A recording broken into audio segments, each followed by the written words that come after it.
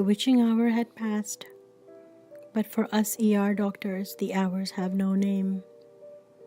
It was a chilly October night, and a twilight zone calmness gripped the steely corridors of the general ER of Dubai hospital where I worked. The fog of silence languidly crept through every examination room, lending an almost dreamlike air of solitude to the usually jam-packed and chaotic world of trauma and emergencies. For an ER doctor, lack of chaos can be distracting, and I battled to keep my wits about me and stay busy in my head, since the quiet had started to creep inside my soul as well.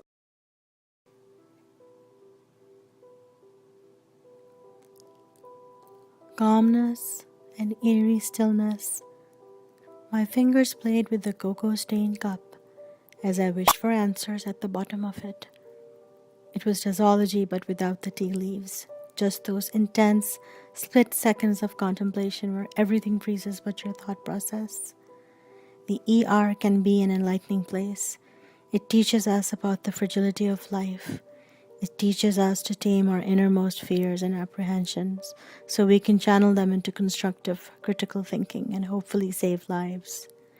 It teaches us to have compassion in a mechanical setting, yet remain strong enough to handle the chaos with composure.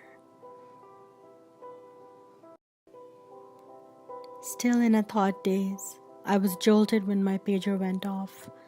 A young lady had presented with shortness of breath and tachycardia, room 103 at the far end of the oddly quiet ER.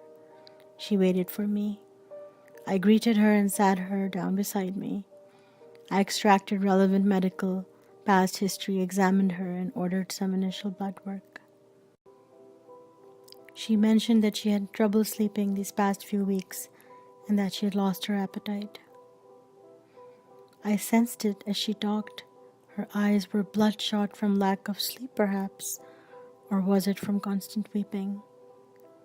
She was well dressed and spoke eloquently, yet her voice seemed to be filled with a deep sadness that could be heard if you listened carefully.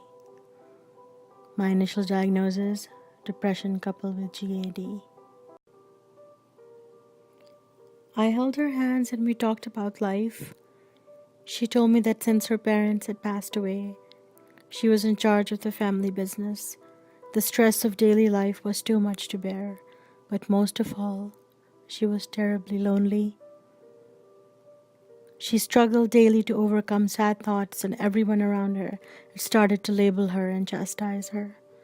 No one understood this invisible ailment. All she received were awkward stares, and her so-called friends seemed to disappear. It is then I saw 2 glistening tears stain her cheeks. Doctor, I wish I had met you before. You are the only one who really wanted to know how I felt. I feel much better now. What she required was the medicine of compassion.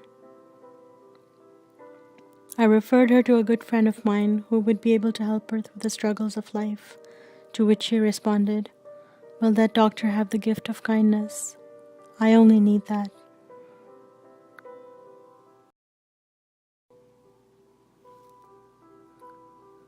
Genuine words can change or save a life. It's a much-needed soulful resuscitation for both the sufferer and the healer.